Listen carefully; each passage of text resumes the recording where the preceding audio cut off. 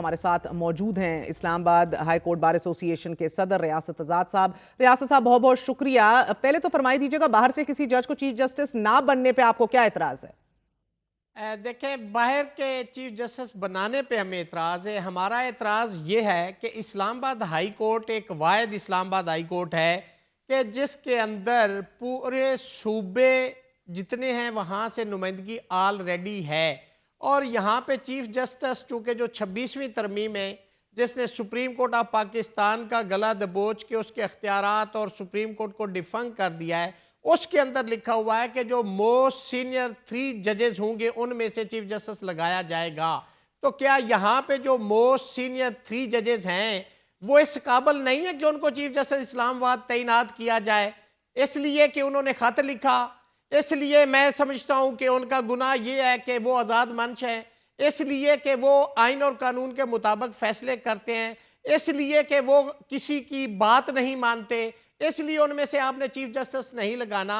और ये जो एडवेंचर गवर्नमेंट करने के लिए जा रही है, और एक हाई कोर्ट से जो सीरियल नंबर 15 पे जज साहब हैं, उन मौसूफ ऑनरेबल जज साहब से हमारी दरख्वास्त है कि वो जो आपने डिस्पेंसेशन ऑफ जस्टिस के हवाले से लाहौर हाई कोर्ट में खिदमात अंजाम दी हैं और जो नहीं दी और वो यहाँ आके देना चाह रहे हैं, हमें हमारी सोच हमारी समझ से वो चीज़ मैर बाला तर है। यहाँ पे इस इस्लामाबाद हाई कोर्ट को लावारस हाई कोर्ट समझा जा रहा है और हम ऐसा नहीं होने देंगे। हमारे तहफ़्फ़ुज़ात ये हैं कि पूरे पाकिस्तान के अंदर देखें, जितने भी सूबाई हाई कोर्ट्स हैं वहाँ पे जब जुडिशल कमीशन का इजलास होता है, वहाँ पे वहाँ का कंसर्न चीफ जस्टिस भी बैठता है, सीनियर प्यूने जज भी बैठता है। लेकिन जब इस्लामाबाद के जजेस की तैनातियों की बारी हो, उसमें सीनियर प्यूने जज नहीं बैठेगा।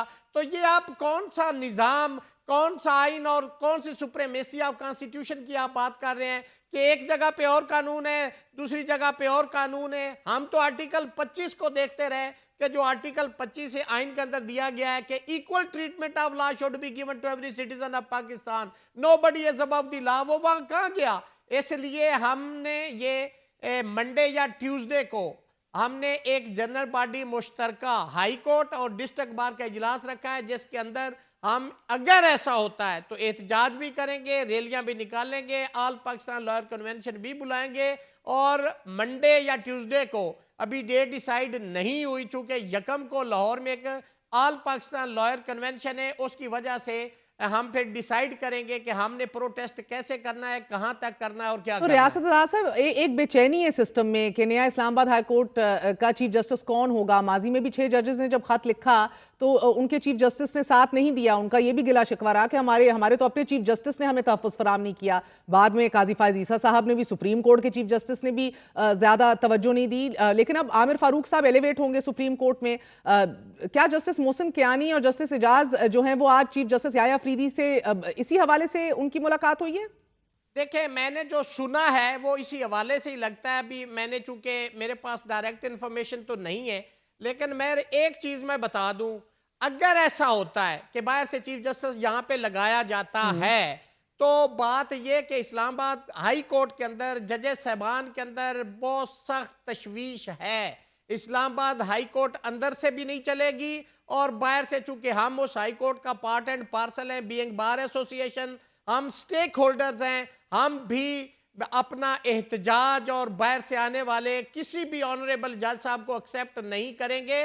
इस तरह से ये इंसाफ का एक बुनियादी और मरकजी हाई कोर्ट है, उसकी फंक्शनिंग जो है वो रुक जाएगी। अच्छा, ये हाई कोर्ट अंदर से नहीं चलेगी, मैं तो ये समझने से कासिर हूं आपका बयान। लेकिन ना सिर्फ डोगर साहब का, शाहराम सरवर साहब का भी नाम आ रहा है फॉर चीफ जस्टिस।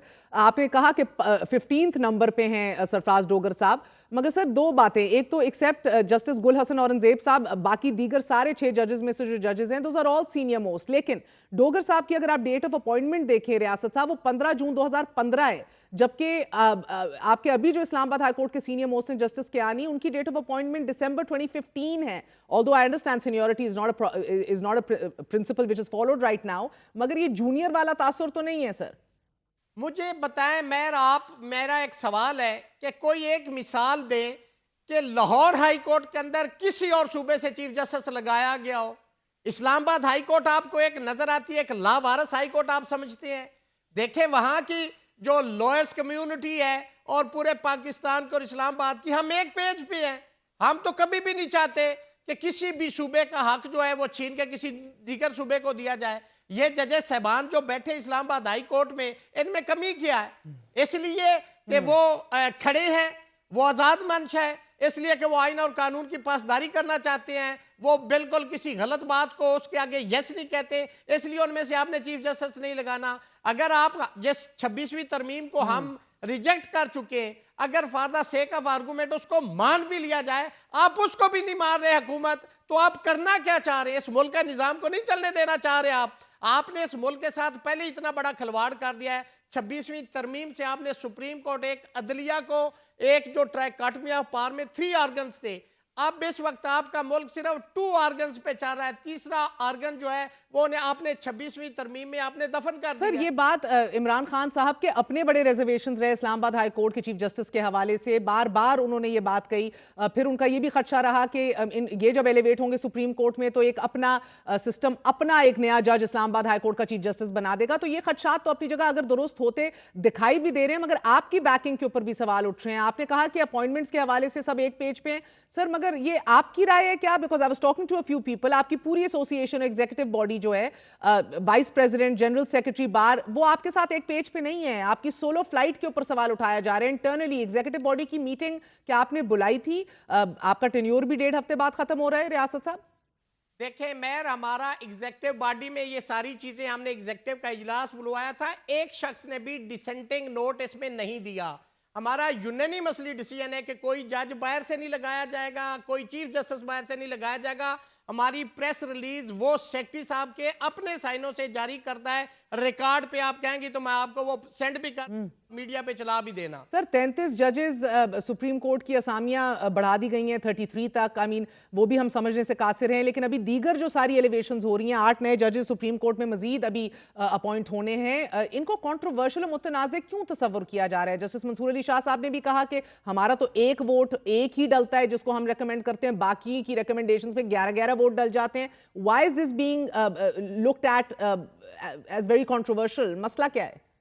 देखिए, इसलिए कि अब जो इन्होंने 26वीं तरमीम में जुडिशल कमीशन की कंपोजिशन की है, उसके अंदर गवर्नमेंट की मेजॉरिटी है, उनके 8 वोट है और जुडिशरी के 5 वोट हैं। वो किसी सूरत में भी वो compete नहीं करते, वो अपनी मर्जी से तैनातियां कर रहे हैं, जो कि मैं समझता हूं, मुझे बताएं मैं, उसके अंदर 2 लोग ऐसे भी हैं जुडिशल कमीशन के अंदर के जो टेक्नोक्रेट एक है और एक माइनॉरिटी से लिया जाता है, जिनको स्पीकर नॉमिनेट करता है, जो खुद इलेक्टेड नहीं है, वो हाई कोर्ट और सुप्रीम कोर्ट के जजेस लगाएंगे। ये चीज, ये मंतक हमारी समझ से बाला तारे। हमने तो आइन और कानून में ऐसा नहीं पढ़ा।